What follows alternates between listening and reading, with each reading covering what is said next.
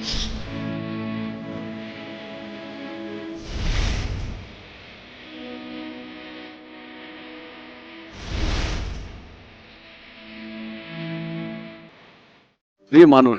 ஆண்டவராகிய இயேசு கிறிஸ்துவின் பரிசுத்தமுள்ள நாமத்தில் உங்களுக்கு என் அன்பின் வாழ்த்துக்கள். ஆண்டவருக்கு ஸ்தோத்திரம். தேவன் நல்லவர். காலையில் எழும்பின உடனே ஆண்டவரே இந்த நாளுக்காக உமக்கு ஸ்தோத்திரம், இந்த நாள் முழுவதும் நீங்கள் நடத்த போகிறீங்கப்பா, உமக்கு நன்றி. உம்முடைய தயவுள்ள கரம் என்னோடும் எங்கள் குடும்பத்தோடு இருக்க போகிறது என்று நீங்கள் சொல்வீங்க, நான் நம்புகிறேன். ஆமேன். ஒருவேளை இப்படி இது வரைக்கும் அப்படி சொல்லாமல் இருந்தீங்கன்னா இனிமேல் நீங்கள் இந்த வார்த்தைகளை பயன்படுத்தி பாருங்கள், சரியா? ஆண்டவருடைய கரம் இன்றைக்கும் உங்களை தாங்கும். ஒவ்வொரு நாளுக்குரிய வார்த்தை ஆண்டவர் தருவது போல இந்த நாளுக்குரிய வார்த்தையும் தேவன் உங்களுக்கு தருகிறார். ஆமேன். என்ன வார்த்தை? நான் வாசிக்கிறேன். எசேக்கியேல் தீர்க்க தரிசன புத்தகம் 36ஆம் அதிகாரம் 27ஆம் வசனத்தில், உங்கள் உள்ளத்தில் என் ஆவியை வைத்து உங்களை என் கட்டளைகளில் நடக்கவும் என் நியாயங்களை கை கொள்ளவும் அவைகளின்படி செய்யவும் பண்ணுவேன். ஆண்டவர் உங்களோடு பேசுகிற வார்த்தையை கவனிச்சிங்களா? ஆண்டவர் சொல்லுகிறார், உங்கள் உள்ளத்தில் என் ஆவியை நான் வைப்பேன்.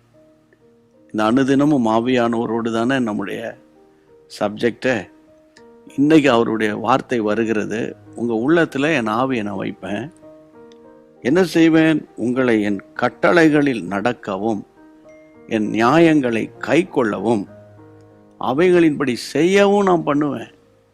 சாதாரண வார்த்தையில் சொன்னேன்னா, என்னுடைய அபிஷேகத்தை உங்கள் இருதயத்தில் வைப்பேன், அதை நிமித்தம் என் வசனத்தை நீங்கள் கை கொள்வீங்க. ஆமேன்.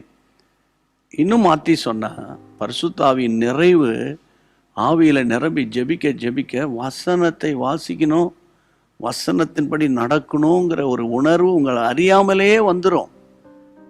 ஆமேன் சொல்லுங்க. நிச்சயமாக வரப்போது பாருங்க. கர்த்தருடைய வசனம் அடிக்கடி உங்கள் காதுகளில் கேட்டுக்கிட்டே இருக்கும்.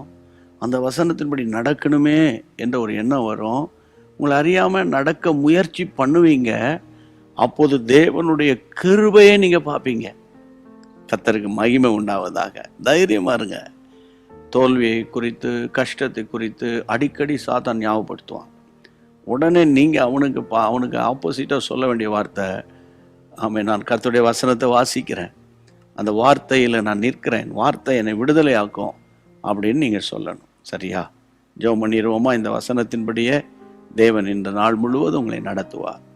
எங்கள் பரிசுத்தமுள்ள நல்ல தகப்பனே, வானத்துக்கும் பூமிக்கும் சகல அதிகாரங்கள் படைத்தவரே, இன்றைக்கும் கர்த்தர் எங்கள் கொடுத்த அருமையான வசனம் எசேக்கியேல் 36ஆம் அதிகாரம் 27ஆம் வசனத்தின்படியே நாங்கள் ஜெபிக்கிறோம் ஆண்டவரே, ஜெபிக்கிறோம் ஆண்டவரே.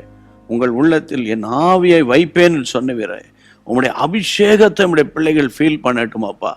ஆமேன். கர்த்தருடைய வார்த்தை உங்களுடைய பிள்ளைகளை உயிர்ப்பிக்கட்டும், தைரியப்படுத்தட்டும், திடப்படுத்தட்டும். கர்த்தர் பார்த்து கொள்வார் என்ற மேலான விசுவாச வாழ்க்கையை தாருமப்பா. இப்போது அவங்க கண்ணுக்கு முன்னால் இருக்கிற பிரச்சனை எதுவானாலும், இன்றைக்கு இது செய்யணுமே, செஞ்சு முடிக்கணுமே, இந்த குறிப்பிட்ட அதிகாரிகளை சந்திக்கணுமே, இந்த காரியம் எங்களுக்கு வாய்க்கணுமே என்று என்னென்ன காரியத்தை கேட்குறாங்களோ அப்படியே நீர் வாய்க்க பண்ணும். உங்களுடைய அன்பின் கரத்தில் ஒப்பு கொடுக்கிறேன். ஜெபத்தை கேட்ட கர்த்தருக்கு ஸ்தோத்திரம், ஜெபத்தை கேட்ட கர்த்தருக்கு ஸ்தோத்திரம். ஆசீர்வதியும் இயேசுவின் நாமத்தில் பிதாவே, ஆமேன். தேவனுடைய பிள்ளைகளை இம்மட்டும் நடத்தினவர் இனி நடத்த போகிறார். அதனால் கர்த்தருக்குள் சந்தோஷமாக இருங்க. வழக்கமாக சொல்கிறது தான், ஷேர் பண்ண மறந்துடாதீங்க. முக்கியமாக ஹிந்தி மொழியில் கேட்ட நீங்கள் உங்களுக்கு தெரிஞ்ச நண்பர்களுக்கெல்லாம் அனுப்புகிறீங்களா? அவங்கள பார்த்து சொல்லுங்கள், நீ கேட்டுட்டு நீங்கள் இன்னும் ஒரு 100 பேருக்கு அனுப்புங்கன்னு அவங்ககிட்ட நீங்கள் சொல்லுங்கள். சரியா? ஆண்டவர் உங்களை ஆசீர்வதிப்பார்.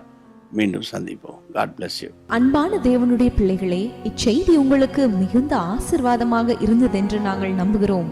தொடர்ந்து எங்கள் செய்திகளை கேட்டு கர்த்தருக்குள் ஆசீர்வதிக்கப்பட ஜீசஸ் மீட்ஸ் மினிஸ்ட்ரீஸ் என்கிற எங்கள் யூடியூப் சேனலை சப்ஸ்கிரைப் செய்யுங்கள். மேலும் உங்கள் ஜெப உதவிக்கு எங்களோடு நீங்கள் தொடர்பு கொள்ள வேண்டிய தொலைபேசி எண் 9842252836 மற்றும் 7299546363. Email gpsrobinson@hotmail.com. கர்த்தர் உங்களை ஆசீர்வதிப்பாராக.